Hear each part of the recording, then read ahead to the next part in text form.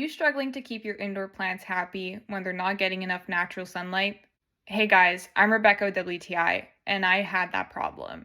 And that's why I love this full spectrum plant growing light from Bseah. It has been such a great addition to my indoor plant setup. I love that it provides full spectrum lighting to support my plants. It has 10 adjustable brightness levels, different light modes, and an automatic timer function, so I can easily customize it based on what my plants need.